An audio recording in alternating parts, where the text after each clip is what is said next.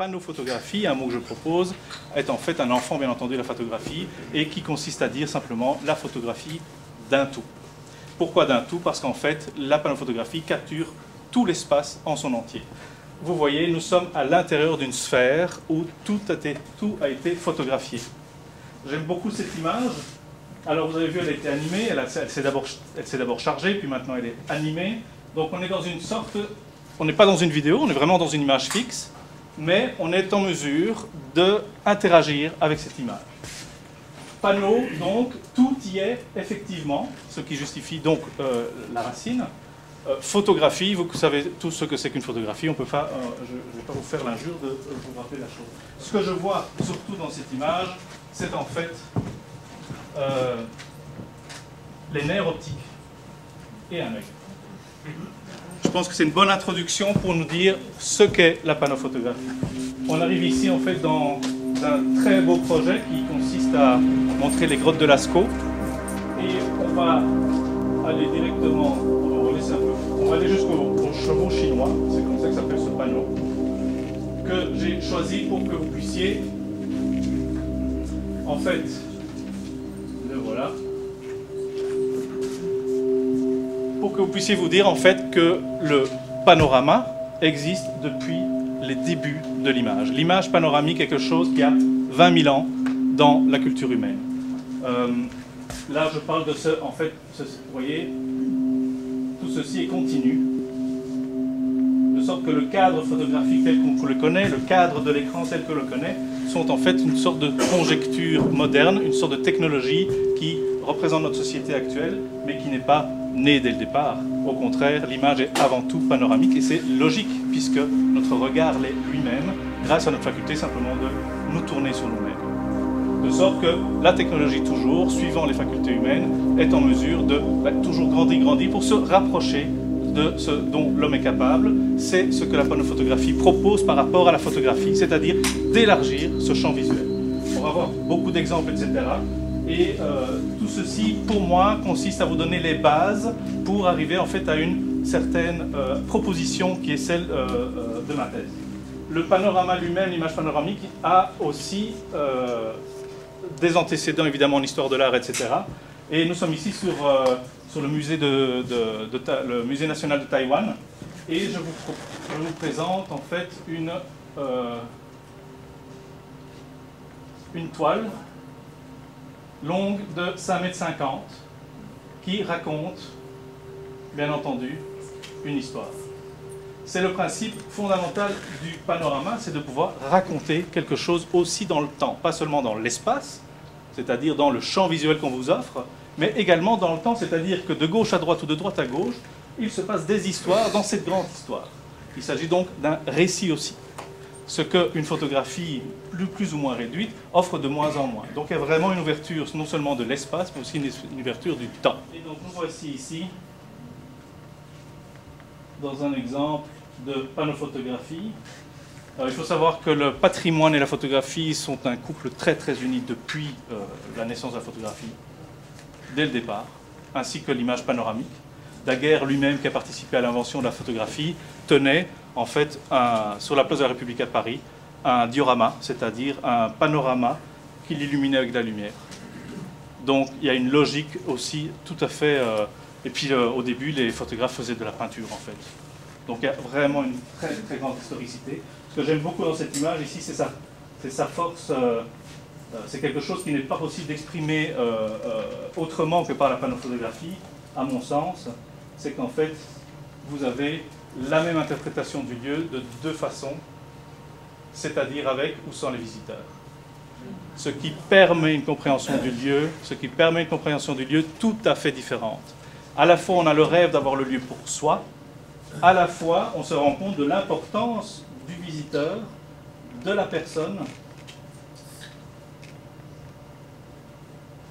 pour enrichir le lieu.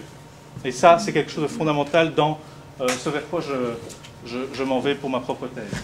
La panophotographie n'est pas seulement pour le patrimoine, mais aussi, on a ici un auteur qui se présente comme panneau reporter et qui fait donc de l'événementiel.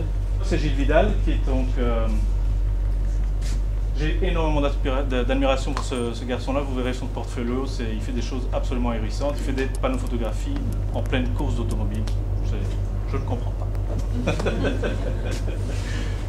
Mais ce qui est intéressant ici, c'est qu'on est en plein cœur de l'action avec une insertion d'une vidéo à l'intérieur même de la panneau-photographie. De sorte qu'ici, en fait, on multiplie donc les hypermédias entre eux.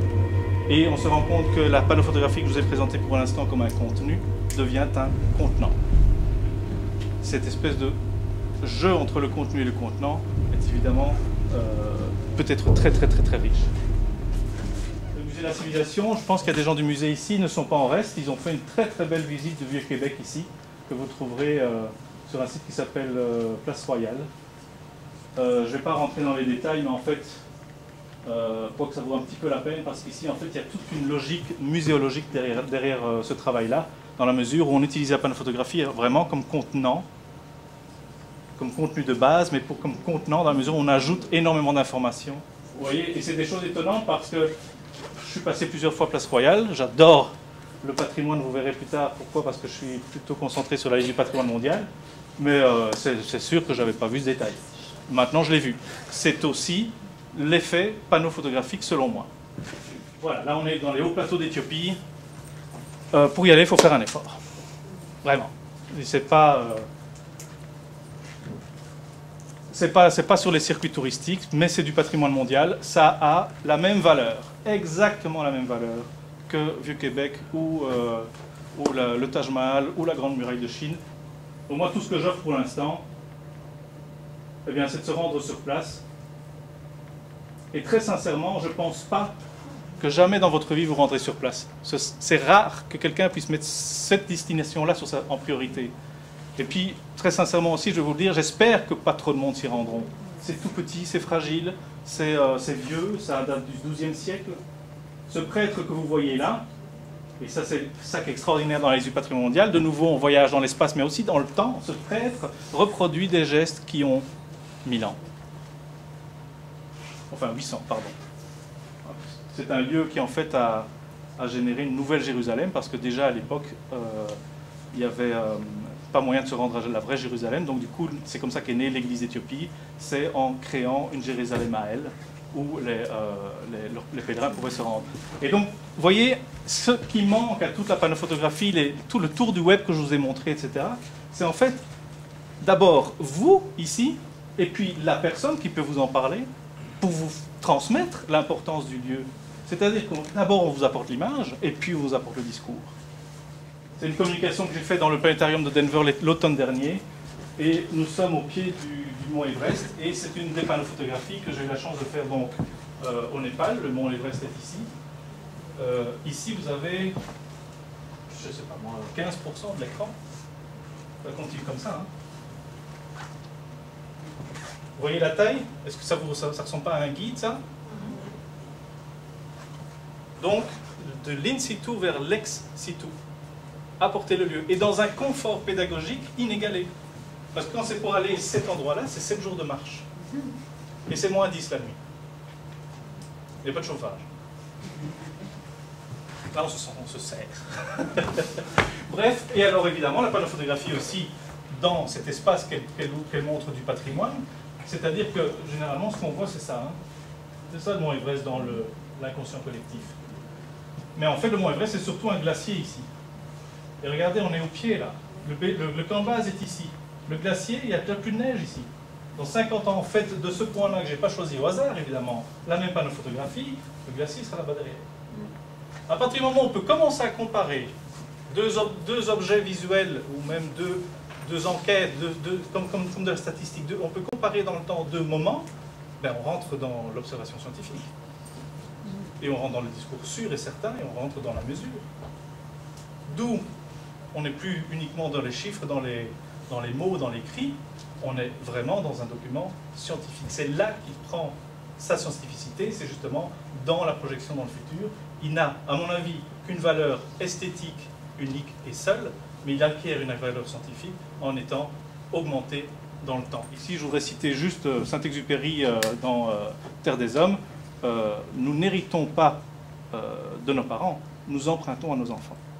C'est le seul message que je voudrais faire passer à travers ce dispositif, cette espèce d'orgie technologique dont je vous parlais, et pourtant une petite communication, presque un slogan publicitaire, mais c'est dans cette société-là qu'on vit aujourd'hui nous-mêmes, on n'a pas le choix, on est obligé de passer par là pour toucher le public et créer cette dynamique qui manque cruellement pour que ces sites puissent être partagés.